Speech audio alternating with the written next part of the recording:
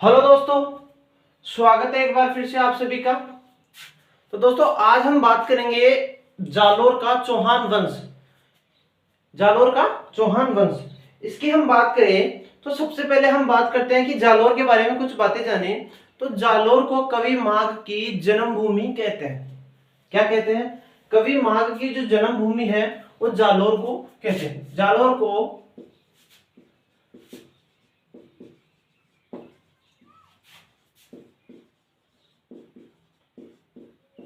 कवि माघ की जन्मभूमि किसे कहते हैं? तो जालोर को कहते हैं। अब कवि माघ ने क्या लिखा था? तो कवि माघ ने लिखा था शिशुपाल।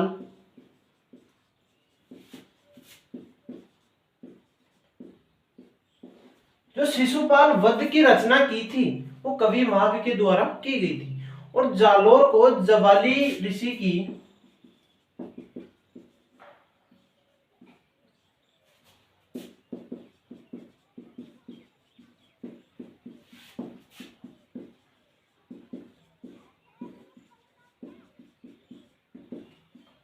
जालोर को जबाली ऋषि की क्या कहते हैं?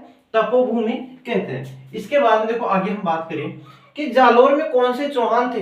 तो जालोर में थे आपके सोनग्रा चौहान। जालोर में चौहानों की कौन सी शाखा थी? तो जालोर में थे सोनग्रा चौहान। यानी कि जालोर में चौहानों की सोनग्रा शाखा थी। अब जालोर में चौहान वंश की स्थापना किसने की? तो 1181 ईस्वी में कीर्तिपाल के द्वारा जालोर के चौहान वंश की स्थापना की जाती है। अब जालोर में है सोनग्रा चौहान। तो जालोर के दुर्ग को क्या कहते हैं? सोनगढ़। क्या कहते हैं? जालोर दुर्ग जो है ना, इसको सोनगढ़ कहते हैं। जालोर दुर्ग को सोनगढ़ कहते हैं। अब ये क्यों कहते हैं? क्योंकि यह जो दुर्ग बना हुआ है, यानी कि जालोर जो दुर्ग बना हुआ है वो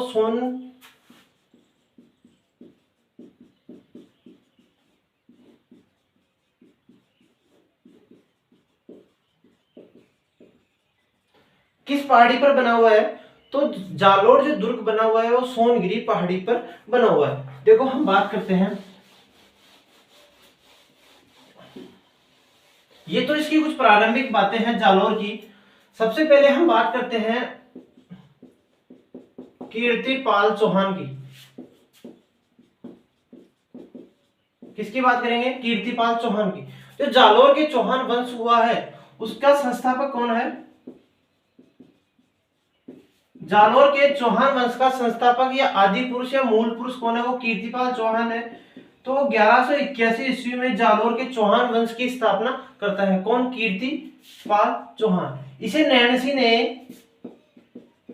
क्या कहा है? इसे नैणसी ने कहा है कि कितु एक महान शासक। नैणसी ने, इतिहासकार नैणसी ने इसे क्या कहा है कि कितु एक महान शासक या राजा। कितु एक महान शासक या राजा नैणसी ने कीर्तिपाल चौहान को कहा। इसके बाद में जो शासक बना वो आपके बना था समर सिंह। शासक कौन बना? इसके बाद में जो शासक बना वो बना था समर सिंह। अब समर सिंह ने क्या किया? गुजरात का शासक था उस समय। तो समर सिंह के समकालीन गुजरात का शासक कौन था? गुजरात का चालुक्य शासक था। चालुक्य शासक कौन था? भीमदेव सेकंड। कौन था? भीमदेव सेकंड की एक पुत्री थी जिसका नाम था लीलावती। लीलावती के साथ समर सिंह ने क्या की थी? शादी की थी। कीर्तिपाल के बाद में शासक कौन बना? समर सिंह। समर सिंह ने गुजरात शासक उस समय था चालुक्य शासक भीमदेव सेकंड। भीमदेव सेकंड की पुत्री थी जिसका नाम था लीलावती। उसके साथ किसने शादी की थी? समर सिंह ने शादी की थी। अब देखो, अब जालोर के जो चौहान वंश है उसमें महत्वपूर्ण जो शासक है अब आपके सामने वो है कानड़देव चौहान। कौन है? वो आपके सामने है कानड़देव चौहान। कानड़देव चौहान की हम बात करें, किसकी? कानड़देव चौहान की हम बात करें तो कानड़ देव चौहान से संबंधित दो ग्रंथ आपके सामने देखने को मिलते हैं, या इनके बारे में जो जानकारी मिलती है वो कहां से मिलती है, तो इनसे संबंधित दो ग्रंथ है। इनमें जो पहला ग्रंथ है वो है कानड़ देव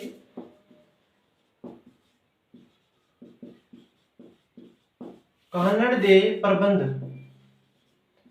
कानड़ देव प्रबंध किसने लिखा था, तो ये लिखा था पद्मनाथ ने, पद्मनाथ ने। इसके बाद में एक ग्रंथ आपके सामने मिलता है विरमदेव सोनगरारी बात, विरमदेव सोनगरारी बात। जो विरमदेव सोनगरारी बात है ये किसने लिखा था, तो ये भी आपके पद्मनाथ के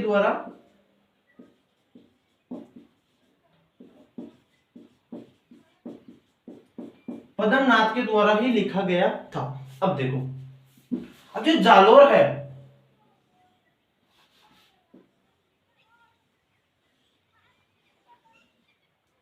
जो आपके जालोर दुर्ग बना हुआ है, तो जालोर जो दुर्ग है उसकी कुंजी किस दुर्ग को कहते हैं, तो जालोर दुर्ग की कुंजी मैंने उस दिन भी बताया था कि जो जालोर दुर्ग बना हुआ है उसकी कुंजी किस दुर्ग को कहते हैं, तो वो कहते हैं आपके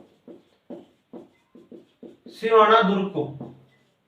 किस दुर्ग को कहते हैं, जालोर दुर्ग की कुंजी सिवाना दुर्ग को कहते हैं। अब देखो, अब जो जालोर था वहां पर अलाउद्दीन खिलजी ने आक्रमण किया। किसने,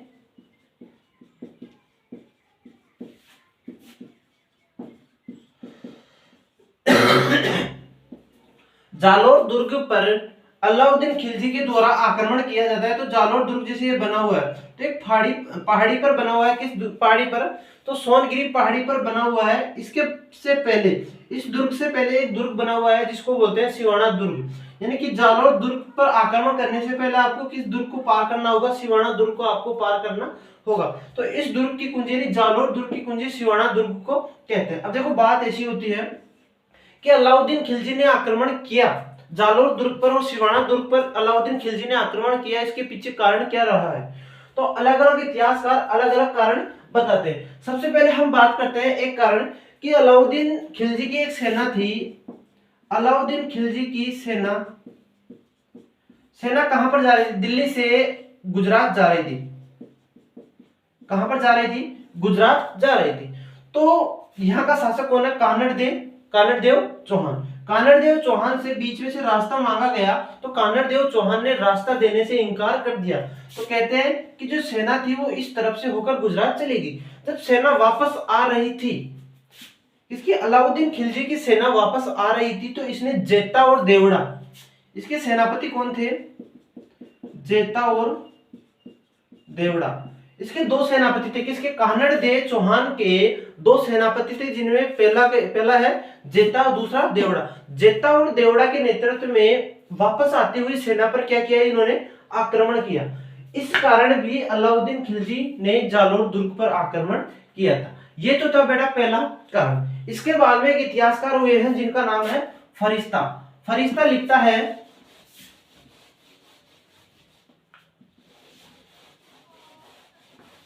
देखो हम बात करते हैं दूसरा कारण कि अलाउद्दीन खिलजी ने क्यों आक्रमण किया।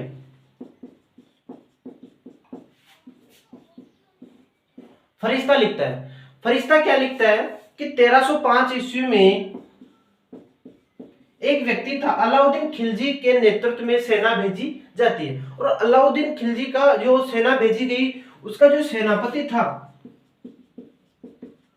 उसका नाम था आपके एन मुल्क मुल्तानी। अलाउद्दीन खिलजी के द्वारा 1305 ईस्वी में एन मुल्क मुल्तानी के नेतृत्व में सेना भेजी जाती है। कहां पर, कानड़ देव चौहान के सामने युद्ध करने के लिए। अब कहते हैं कि कानड़ देव चौहान ने, फरिश्ता के अनुसार कानड़ देव चौहान ने क्या कर ली, संधि कर ली। क्या कर ली, कानड़ देव चौहान ने, फरिश्ता के अनुसार कानड़ देव चौहान ने संधि कर ली और संधि करके स्वयं कहां चला गया, अलाउद्दीन खिलजी के,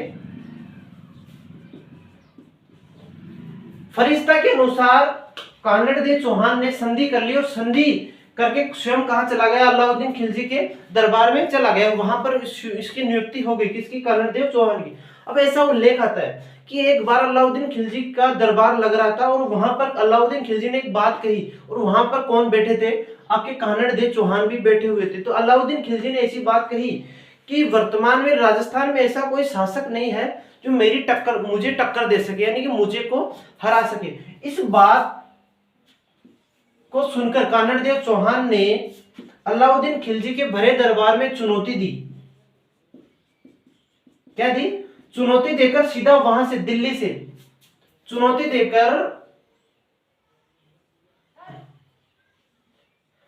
देकर दिल्ली से कहां पर आ गया? जालोर आ गया। इस चुनौती को देकर कि आ जाना, तेरे को भी देखा जाएगा। तो कहां पर देखा जाएगा? सुगड़ी नदी के किनारे। तो आपको ध्यान रखना है कि जालोर दुर्ग किस नदी के किनारे है? तो जो जालोर दुर्ग है बेटा, वो सुगड़ी नदी के किनारे स्थित है। यह आपके दूसरा कारण फरिश्ता लिखता है। इसके बाद में एक कारण और आता है, नैणसी लिखता है कि ये जो संधि हुई थी उसमें स्वयं नहीं गया था, अलाउद्दीन खिलजी के दरबार में स्वयं नहीं गया था। इसका एक पुत्र था, उसका नाम था वीरमदेव चौहान। इसका पुत्र कौन था? वीरमदेव चौहान की नियुक्ति हुई थी कहां पर? अलाउद्दीन खिलजी के दरबार में। अब ऐसा उल्लेख आता है, ये लिखता है आपके नैणसी ऐसा लिखता है कि वहां पर वीरमदेव चौहान रह रहा है। कहां पर? अलाउद्दीन खिलजी के दरबार में। कहां पर बेटा? दिल्ली में। अब अलाउद्दीन खिलजी की एक पुत्री थी जिसका नाम था फिरोजा। क्या नाम था? फिरोजा।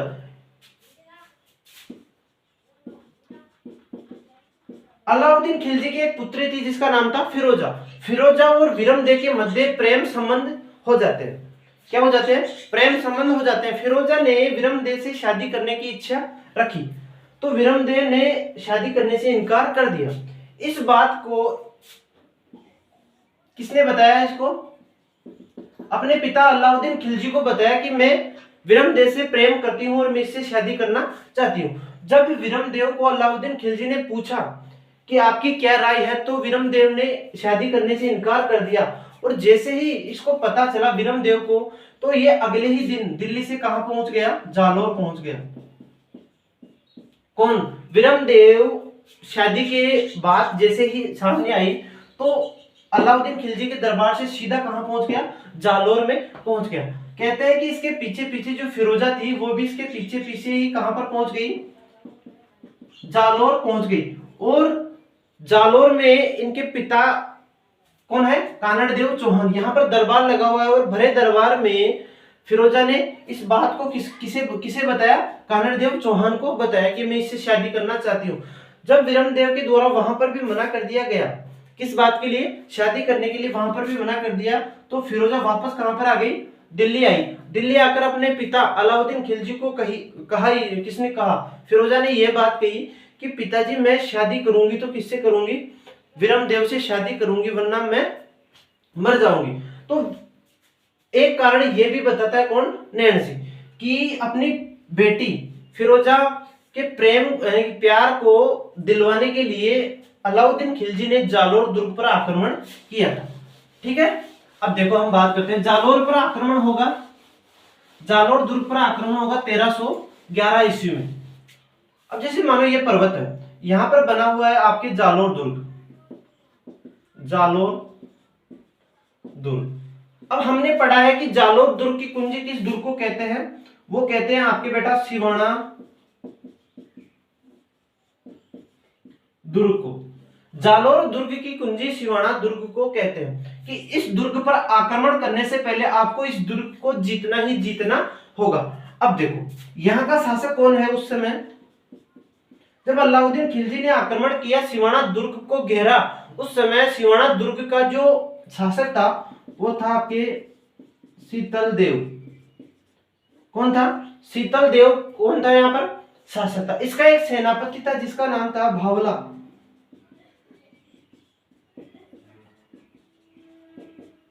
इसका सेनापति कौन था? भावला। इसका सेनापति भावला ने शीतल देव के साथ में क्या करता है बेटा? विश्वासघात कर देता है। जैसे ही विश्वासघात किया और अलाउद्दीन खिलजी ने सिवाना दुर्ग को क्या कर लिया बेटा? जीत लिया। यहां पर विजय किसकी होती है? अलाउद्दीन खिलजी के द्वारा सिवाना दुर्ग को जीत लिया जाता है। कब? 1308 ईस्वी में। और यहां पर साका होता है। पहले तो था केसरिया किसके नेतृत्व में होता है बेटा? तो शीतल देव के नेतृत्व में, शीतल देव के नेतृत्व में यहां पर होता है बेटा केसरिया। साथ में यहां पर इसकी पत्नी थी जिसका नाम था मेणादे, इसकी पत्नी मेणादे के नेतृत्व में यहां पर होता है जौहर। और 1308 ईस्वी में राजस्थान का तीसरा शाखा कंप्लीट हो जाता है। ध्यान रखना है कि राजस्थान का जो पहला शाखा 1301 ईस्वी में हुआ था वो भी अलाउद्दीन खिलजी के समय हुआ। दूसरा शाखा जो 1303 ईस्वी में हुआ वो भी अलाउद्दीन खिलजी के समय हुआ।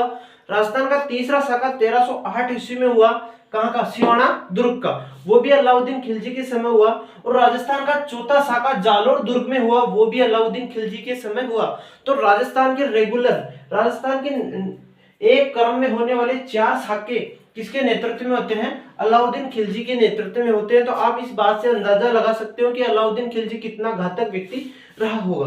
अब देखो यहाँ का शाखा कंप्लीट 1308 ईस्वी में, 1308 ईस्वी में सिवाना दुर्ग का शाखा कंप्लीट होता है। इसके बाद में कुंजी को इन्होंने पा लिया, सिवाना दुर्ग को इन्होंने पा लिया। अब ये आक्रमण किस पर करेंगे? जालोर दुर्ग पर। और जालोर दुर्ग में जो शाखा हुआ था वो हुआ था 1311 ईस्वी में। यहां पर शासक कौन है? यहां पर शासक है कानड़ देव, यहां पर लिख देता हूं मैं, कानड़ देव चौहान। कौन है? कानड़ देव चौहान यहाँ का शासक है। इसका एक सेनापति था, उसका नाम था दहिया बिका।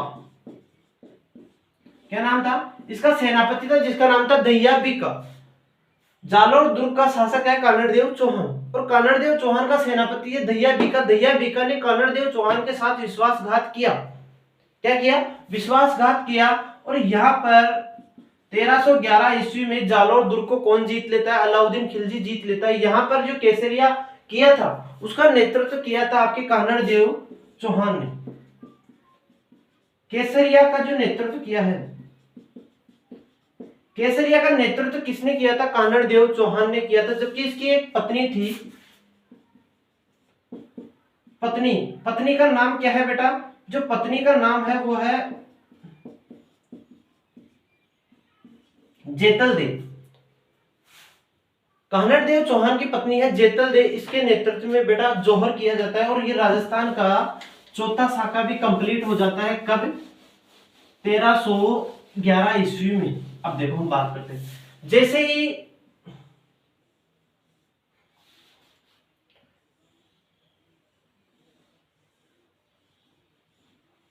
अब देखो जैसे राजस्थान में जैसे ही जालोर दुर्ग को जीता अलाउद्दीन खिलजी ने, इससे पहले सिवाना दुर्ग को जीता और अलाउद्दीन खिलजी ने चित्तौड़गढ़ को भी जीता था। चित्तौड़ कब? 1303 में। राजस्थान का दूसरा शाखा यही होगा 1303 ईस्वी में। तो चित्तौड़गढ़ को जीतकर अलाउद्दीन खिलजी ने इसका नाम परिवर्तन किया और अलाउद्दीन खिलजी के पुत्र का नाम था खिज्र खां। और खिज्र खां के नाम पर इसका नाम रखा उसने खिजराबाद। क्या रखा था उसने? खिजराबाद। इसके बाद में, इससे पहले हम बात करें सिवाना की, तो सिवाना का नाम रखा था उसने खेराबाद। क्या नाम रखा था? खेराबाद। जालोर का नाम रखा था उसने जलालाबाद। ये ध्यान रखना है, 3 नाम। जालोर दुर्ग को जीतकर जालोर का नाम क्या रखा? जलालाबाद रखा। और सिवाना दुर्ग को जीतकर सिवाना का नाम क्या रखा? खेराबाद रखा। और चित्तौड़ को जीतकर चित्तौड़ का नाम क्या रखा था? तो जो चित्तौड़ का नाम रखा था वो रखा था खिजराबाद। अब देखो कुछ बातें हम आगे करते हैं। तो बेटा ये था हमारा जालोर का चौहान वंश। अब देखो हम कुछ बातें करते हैं जालोर दुर्ग की। किसकी बात करेंगे? जालोर दुर्ग की। देखो मैं यहां ले लेता हूं। सबसे पहले हम बात करें कि जालोर दुर्ग किस पहाड़ी पर बना हुआ है? तो सोनगिरी पहाड़ी पर बना हुआ है। किस पर है बेटा? सोनगिरी पहाड़ी पर बना हुआ है। और किस नदी के किनारे है? तो जालोर जो दुर्ग बना हुआ है सोनगिरी पहाड़ी पर सूकड़ी नदी के किनारे बना हुआ है। इसके कुछ उपनाम आते हैं। इसको बोलते हैं बेटा कनकाचल दुर्ग। क्या बोलते हैं? इसको बोलते हैं कनकाचल दुर्ग। इसके साथ में इसे इसे स्वर्णगिरी भी कहते हैं। किसको? जालोर दुर्ग को स्वर्णगिरी दुर्ग भी कहते हैं। लेकिन ध्यान रखना है साथ में यहीं पर स्वर्णगिरी, एक तो सुवर्णगिरी है, एक है आपके सुवर्णगिरी। सुवर्णगिरी तो जालोर दुर्ग को कहते हैं, जबकि जो स्वर्णगिरी है वो आपको आपके किस दुर्ग को कहते हैं, जैसलमेर को। जैसलमेर को स्वर्णगिरी दुर्ग कहते हैं। हसन निजामी लिखता है, हसन निजामी एक इतिहासकार है जिनका नाम है हसन निजामी। इतिहासकार हसन निजामी लिखता है कि जालोर दुर्ग का दरवाजा आज तक कोई खोल नहीं पाया है।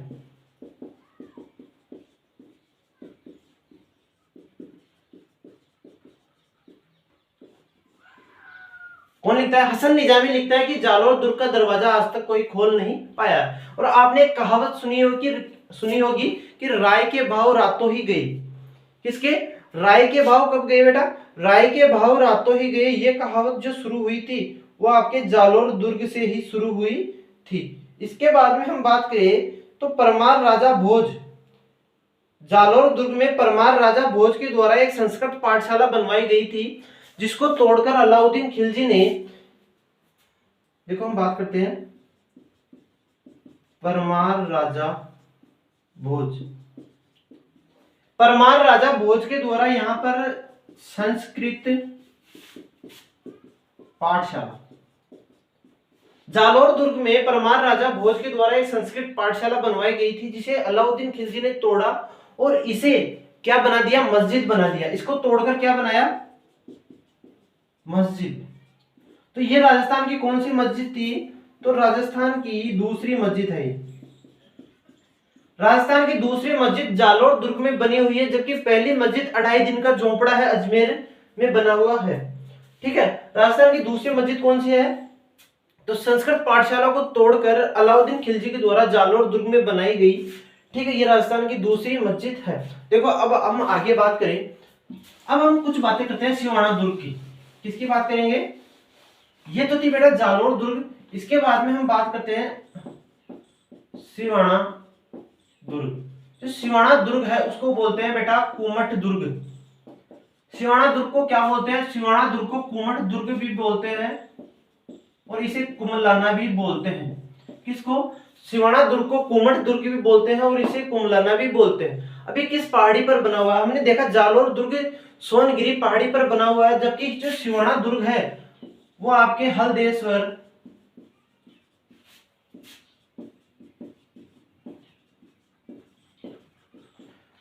पहाड़ी पर बना हुआ है। इसका निर्माण 954 ईस्वी में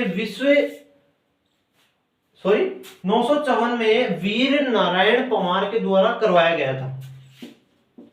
वीर नारायण पवार के द्वारा इसका निर्माण करवाया गया था। किसका? जो सिवाना दुर्ग था उसका निर्माण 954 ईस्वी में वीर नारायण पवार के द्वारा करवाया गया था। जो सिवाना दुर्ग है उसको मारवाड़ राजाओं की संकटकालीन शरण स्थली कहते हैं। इंपॉर्टेंट है, मारवाड़ राजाओं की संकटकालीन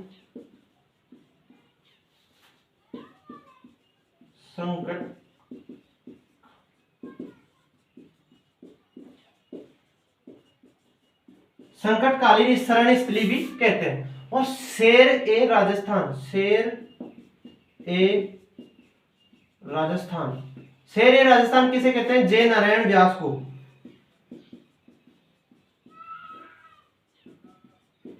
तो जो जय नारायण व्यास थे, शेर ए राजस्थान, उनको किस दुर्ग में कैद किया गया था, बंदी बनाया गया था? तो आपकी सिवाना दुर्ग में बनाया गया था। तो दोस्तों ये था हमारा जालोर का चौहान राजवंश।